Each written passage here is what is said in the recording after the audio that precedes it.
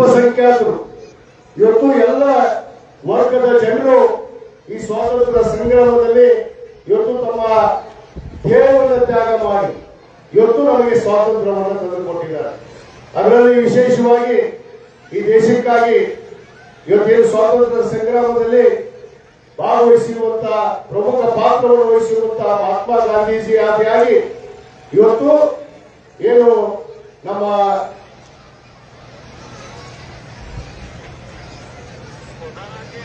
ದಿಗಿ ನವೋವಾಸಿ ಇರ್ಬೋದು, ಗೋಪಾಲ್ ಕೃಷ್ಣ ಗೋಖಲೆ ಇರ್ಬೋದು, ಅದರಂತೆ ಅರವಿಂದ್ ಘೋಷ್ ಇರ್ಬೋದು, ಸುಭಾಷ್ ಚಂದ್ರ ಬೋಸ್ ಅವರು ಇರ್ಬೋದು, ಬಿಪಿನ್ ಚಂದ್ರಪಾಲ್ ಇರ್ಬೋದು, ಲಾಲಾ ಲಜಪತ್ ರಾಯ್ ಆಗಿರ್ಬೋದು, ಬಾಲ ಗಂಗಾಧರ ತಿಲಕ್ ಅವರು ಆಗಿರ್ಬೋದು, ಇವತ್ತು ಮೌಲಾನಾ ಅಬ್ದುಲ್ ಕಲಾಂ ಆಜಾದ್ ಅವರು ಆಗಿರ್ಬೋದು ಮತ್ತು ಪಂಡಿತ್ ಜವಾಹರ್ಲಾಲ್ ನೆಹರು ಅವರ ತ್ಯಾಗ ಬಲಿದಾನ ಇವತ್ತು ನಮಗೆಲ್ಲರಿಗೂ ಈ ಸ್ವಾತಂತ್ರ್ಯವನ್ನು ತಂದುಕೊಟ್ಟಿದೆ. ಅದರಲ್ಲಿ ಕರ್ನಾಟಕ ಕನ್ನಡ ನಾಡಿಗೆಯಲ್ಲಿ ಪ್ರಮುಖ ಪಾತ್ರವನ್ನ ಈ ಸಂಗ್ರಾಮದಲ್ಲಿ ಭಾಗವಹಿಸಿ ಇವತ್ತು ನಮ್ಮ ನಾಡಿನ ಹೆಮ್ಮೆಯ ಇವತ್ತೇನು ದಿಗ್ಗಜರು ಅಂದ್ರೆ ಎಂ.ಜಿ. ರಾವೆ, ಇವತ್ತು ಸುರೇಂದ್ರ ಬ್ಯಾನರ್ಜಿ, ದಾದಾಜಿ ನವರೋಜಿ ಮತ್ತು ಗೋಪಾಲ್ ಕೃಷ್ಣ ಗೋಖಲೆ ಇಂಥ ಮುಂತಾದವರು ಅನೇಕ ಜನ ಈ ನಾಡಿಗಾಗಿ ಇವತ್ತು ಈ ದೇಶಕ್ಕಾಗಿ ಸ್ವಾತಂತ್ರ್ಯಕ್ಕಾಗಿ ಸಂಗ್ರಾಮದಲ್ಲಿ ಭಾಗವಹಿಸಿದ್ದಾರೆ. ಅದರಂತೆ ಇವತ್ತು ನಮ್ಮ ಬಾಗಲಕೋಟೆ ಜಿಲ್ಲೆಯಿಂದ ಕೂಡ ಅನೇಕ ದಿಗ್ಗಜರು ಇವತ್ತು ನಾವು ಒಬ್ಬರು ಕೂಡ ಹಿಡಿದೇ ಇದ್ರೆ ತಪ್ಪಾಗುತ್ತೆ. ಅವರು ನಮ್ಮ ನಾಡಿನಲ್ಲಿ ಈ ಒಂದು ಹೋರಾಟದ ಸಂಗ್ರಾಮದಲ್ಲಿ ಭಾಗವಹಿಸಿರುವಂತ ನಮ್ಮ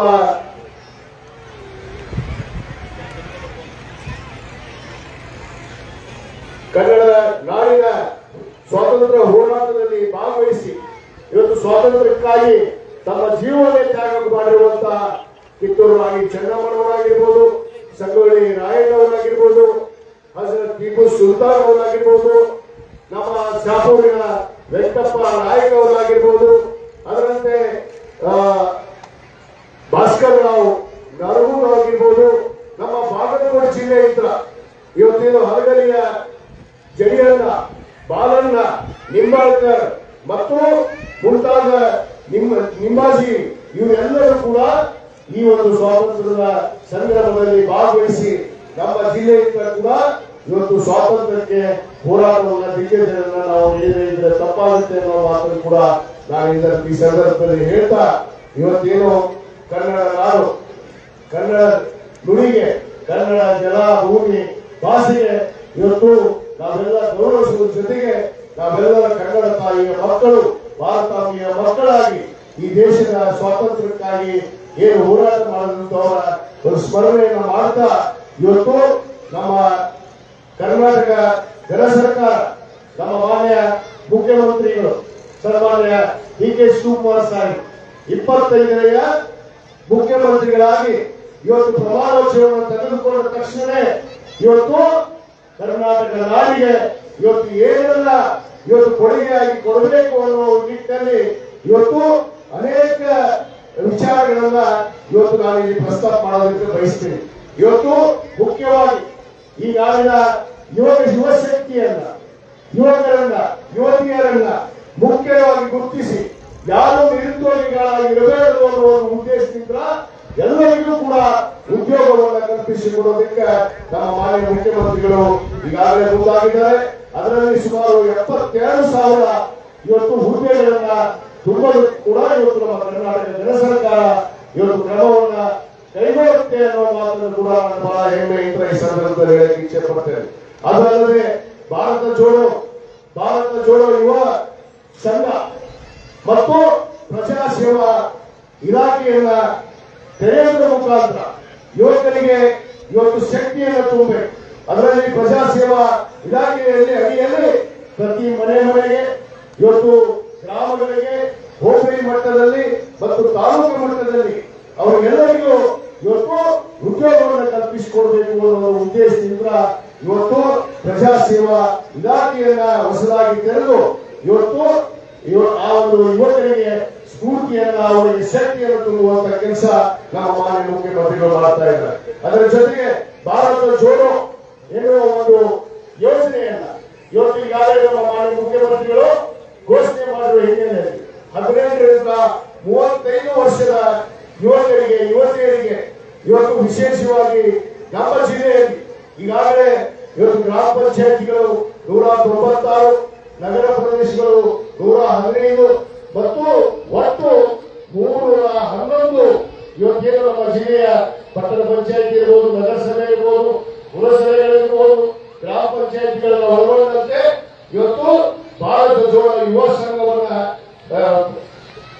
ಇವತ್ತು ಅದರ ಸಿದ್ಧತೆಯನ್ನ ಮಾಡಿ ಎಲ್ಲ ಯುವಕರಿಗೆ ತಲುಪುವಂತೆ ಅದು ಪ್ರತಿಯೊಂದು ಗ್ರಾಮ ಪಂಚಾಯತಿಗೆ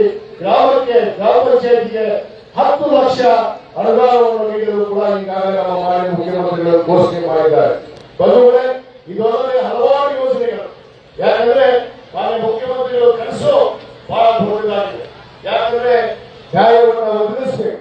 ಯಾವ ಜನಪ್ರತಿನಿಧಿಗಳಾಗಿ ನಾವು ಚುನಾಯಿತರಾಗಿ ನಾವು ಈಗ ಬರ್ತೀವಿ, ಆ ಜನಪ್ರತಿನಿಧಿಗಳ ಕರ್ತವ್ಯ ಏನು, ಆ ಅರಿವನ್ನು ಇಟ್ಕೊಂಡು ನಮ್ಮ ಮಾನ್ಯ ಮುಖ್ಯಮಂತ್ರಿಗಳು ಯುವಕರಿಗೆ ವಿಶೇಷವಾದ ಕೊಡುಗೆಯನ್ನ ಭಾರತ ಜೋಡೋ ಎನ್ನುವ ಒಂದು ಯುವ ಸಂಘವನ್ನ ಇವತ್ತು ಸ್ಥಾಪನೆ ಮಾಡಿ ಅದರ ಘೋಷಣೆ ಮಾಡಿದ್ದಾರೆ. ಅದರಂತೆ ನಮ್ಮ ಜಿಲ್ಲೆಯಲ್ಲಿ ಇರುವಂತ ಈ ನಾಡಿನ ಕರ್ನಾಟಕ ರಾಜ್ಯದಲ್ಲಿ ಇರುವಂತ ಇವತ್ತು ದುರಂತ ಸಮಸ್ಯೆ ಬಹುತೇಕ ಇವತ್ತು ಮಳೆ ಕಡಿಮೆ ಆಗಿದೆ. ಇವತ್ತು ರೈತರು ಸಂಕಷ್ಟದಲ್ಲಿದ್ದಾರೆ. ಇವತ್ತು ಈಗಾಗಲೇ ನಮ್ಮ ಮಾನ್ಯ ಮುಖ್ಯಮಂತ್ರಿಗಳು ಇವತ್ತೇನು ನಾವು ಪ್ರಮಾಣ ವಚನವನ್ನು ತೆಗೆದುಕೊಂಡು 10 ನಿಮಿಷದಲ್ಲೇ ಒಂದು ಸಚಿವ ಸಂಪುಟವನ್ನು ಮಾಡಿ ತಕ್ಷಣವೇ ಒಂದು ಆದೇಶವನ್ನು ನೀಡಿದ್ರು. ನೀವೆಲ್ಲ ಜಿಲ್ಲೆಯ ಯಾವ್ಯಾವ ತಾಲೂಕು, ಹೋಬಳಿ ಮಟ್ಟ, ಗ್ರಾಮ ಮಟ್ಟಕ್ಕೆ ಪ್ರವಾಸವನ್ನು ಮಾಡಿ ಖುದ್ದಾಗಿ ಅಧಿಕಾರಿಗಳನ್ನು ಕರೆದುಕೊಂಡು ಅಲ್ಲಿ ರೈತರಿಗೆ ಆಗಿರುವಂತಹ ನಷ್ಟವನ್ನ ತುಂಬಬೇಕು ಅನ್ನುವ ನಿಟ್ಟಿನಲ್ಲಿ ಇವತ್ತು ನಮಗೆಲ್ಲ ಸೂಚನೆಯನ್ನು ಕೊಟ್ಟು ಈಗಾಗಲೇ ನಾವು ಕೂಡ ಜಿಲ್ಲೆಯಾದ್ಯಂತ ಏನು ಅನೇಕ ಕಡೆ ಪ್ರವಾಸವನ್ನು ಮಾಡಿ ಅಧಿಕಾರಿಗಳ ಒಂದು ವರದಿಯನ್ನು ತೆಗೆದುಕೊಂಡು ನಾವು ಆ ವರದಿಯನ್ನು ಕೂಡ ನಾನು ಮುಖ್ಯಮಂತ್ರಿಗಳಿಗೆ ಈಗಾಗಲೇ ತಲುಪಿಸಿದ್ದೇನೆ. ನಾನು ರೈತರಿಗೆ ಈ ಒಂದು ಸಂದರ್ಭದಲ್ಲಿ ಸ್ವಾತಂತ್ರ್ಯೋತ್ಸವದ ಸಂದರ್ಭದಲ್ಲಿ ಒಂದು ಭರವಸೆಯನ್ನು ನಾನು ಕೊಡಕ್ಕೆ ಬಯಸ್ತೇನೆ.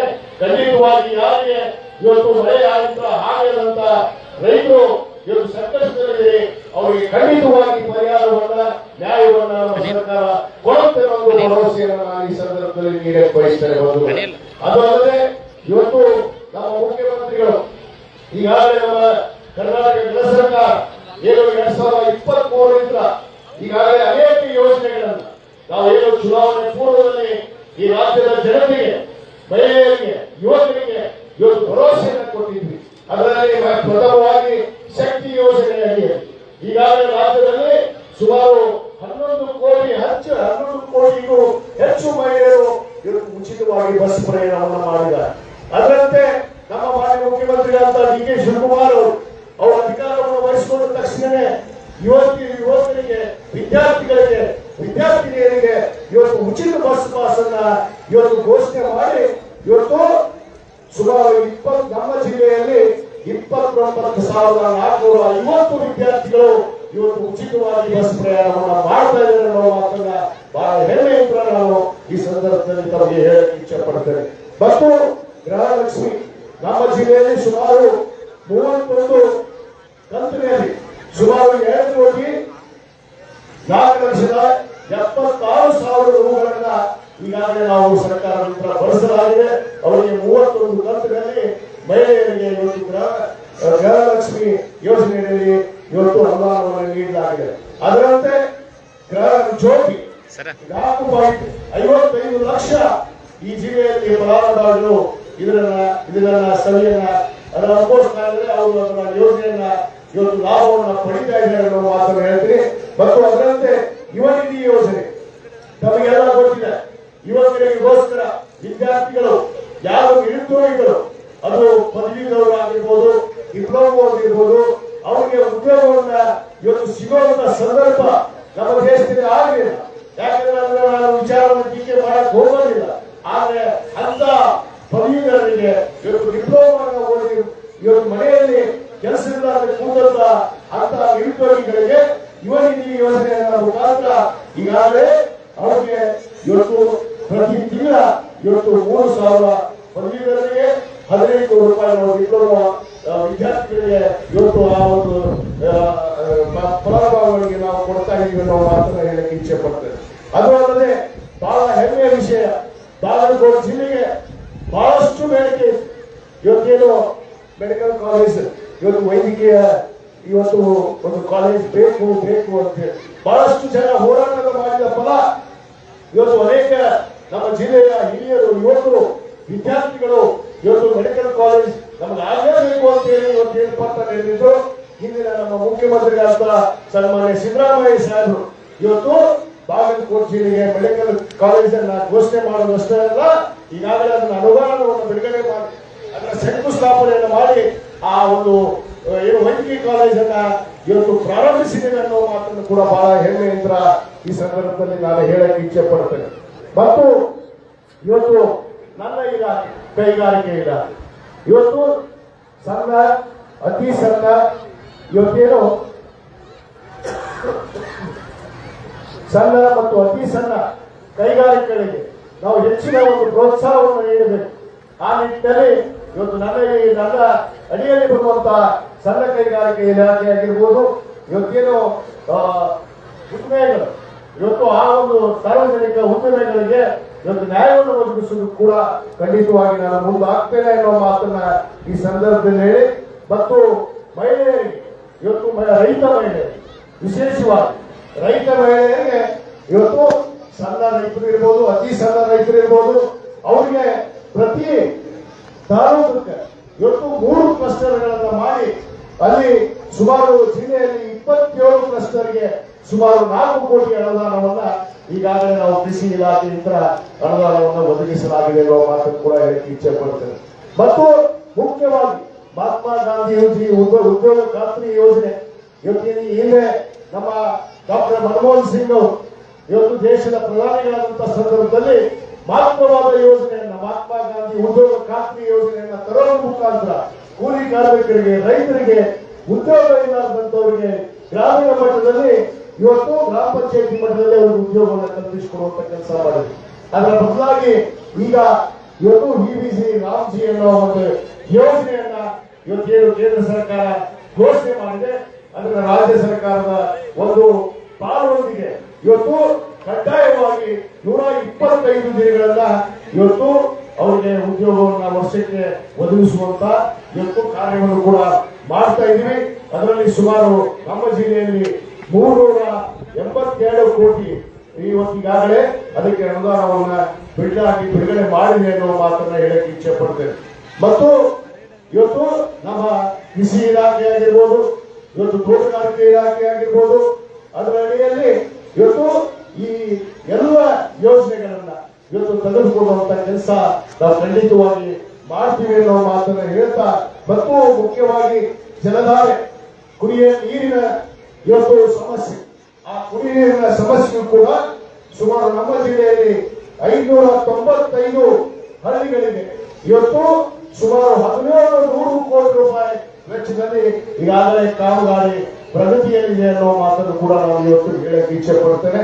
ಮತ್ತು ನಮ್ಮ ಸಮಾಜ ಕಲ್ಯಾಣ ಮತ್ತು ಇನ್ನೊಂದು ವರ್ಗ ಕಲ್ಯಾಣ ಇಲಾಖೆ ಅಡಿಯಲ್ಲಿ ಮತ್ತು ಅಲ್ಪಸಂಖ್ಯಾತ ಇಲಾಖೆ ಅಡಿಯಲ್ಲಿ ಈಗಾಗಲೇ ನಾವು ಜಿಲ್ಲೆಯಾದ್ಯಂತ 96 ವಸತಿ ನಿಲಯನ್ನ ಈಗಾಗಲೇ ನಾವು ನಿರ್ವಹಿಸಿದ್ದೇವೆ ಅನ್ನೋ ಮಾತನ್ನು ಕೂಡ ನಾವು ಹೇಳಕ್ಕೆ ಇಚ್ಛೆ ಪಡ್ತೇನೆ. ಮತ್ತು ನಮ್ಮ ಜಿಲ್ಲೆಯ ಹೆಮ್ಮೆಯ ಒಂದು ಬೆಳೆ ಇವತ್ತು ತಾಳಿ ಏನು ಕೃಷಿ ತಾಳಿ ಬೆಳೆ, ಆ ತಾಳಿ ಬೆಳೆಗೂ ಕೂಡ ಇವತ್ತು ಇಡೀ ರಾಜ್ಯದಲ್ಲೇ ಬಾಗಲಕೋಟೆ ಜಿಲ್ಲೆ ಇವತ್ತು ಸುಮಾರು 4160 ಎಕರೆ ಪ್ರದೇಶದಲ್ಲಿ ಇವತ್ತು ತಾಳಿ ಬೆಳೆಯನ್ನು ಬೆಳೆದು ಈ ಜಿಲ್ಲೆಯಲ್ಲೇ ಇವತ್ತು ಪ್ರಥಮ ಸ್ಥಾನವನ್ನ ನಮ್ಮ ಬಾಗಲಕೋಟೆ ಜಿಲ್ಲೆ ಪಡೆದಿದೆ ಅನ್ನೋ ಮಾತನ್ನ ಬಹಳ ಹೆಮ್ಮೆಯಿಂದ ಈ ಸಂದರ್ಭದಲ್ಲಿ ಹೇಳಕ್ಕೆ ಇಚ್ಛೆ ಪಡ್ತೇನೆ. ಅದರಂತೆ ಡಾಕ್ಟರ್ ಬಾಬಾ ಸಾಹೇಬ್ ಅಂಬೇಡ್ಕರ್ ಅವರ ಇವತ್ತೇನು ವಸತಿ ಶಾಲೆ ಬಹುತೇಕ ಈಗಾಗಲೇ ಪ್ರತಿ ತಾಲೂಕಿನಲ್ಲಿ ಕೂಡ ನಾವು ವಸತಿ ಶಾಲೆಯನ್ನ ಪ್ರಾರಂಭ ಮಾಡಿದ್ದೀವಿ. ಅದರಂತೆ ಇವತ್ತು ಜಿಲ್ಲೆಯಲ್ಲಿ ಕೂಡ ಇವತ್ತು ಏನು ಪೋಸ್ಟ್ ಮ್ಯಾಟ್ರಿಕ್ ಅಂದ್ರೆ SLC ನಂತರ ವಿದ್ಯಾರ್ಥಿನಿಯರಿಗೆ ಇವತ್ತು ಹಾಸ್ಟೆಲ್ ಅನ್ನು ಕೂಡ ನಿರ್ಮಾಣ ಮಾಡ್ತಾ ಇದ್ದೀವಿ ಅನ್ನೋ ಮಾತನ್ನ ಬಹಳ ಹೆಮ್ಮೆ ಅಂತ ಹೇಳಕ್ಕೆ ಇಚ್ಛೆ ಪಡ್ತೇನೆ. ಅದೇ ರೀತಿ ಶಿಕ್ಷಣ ಇಲಾಖೆಗೆ ಹೆಚ್ಚಿನ ಆದ್ಯತೆಯನ್ನು ಕೊಟ್ಟು ನಮ್ಮ ಸರ್ಕಾರ ಈಗಾಗಲೇ ನಾವು ಮಕ್ಕಳಿಗೆ ಅನೇಕ ಯೋಜನೆಗಳನ್ನು ಕೊಡುವುದರ ಮುಖಾಂತರ ಪಠ್ಯ ಪುಸ್ತಕ, ಬಟ್ಟೆ, ಬರೆ, ಮಧ್ಯಾಹ್ನದ ಬಿಸಿ ಊಟ, ಅದಲ್ಲದೆ ಶೂಸು, ಸಾಕ್ಸು, ಮುಂತಾದವುಗಳನ್ನು ಕೊಡೋದ್ರ ಜೊತೆಗೆ ಇವತ್ತು ಕರ್ನಾಟಕ ಪಬ್ಲಿಕ್ ಶಾಲೆಯನ್ನು ತೆರೆದು ಸುಮಾರು 60 ಶಾಲೆಗಳಿಗೆ CSR ಫಂಡ್ನಿಂದ ಆ ಅಭಿವೃದ್ಧಿಯನ್ನು ಪಡಿಸಲು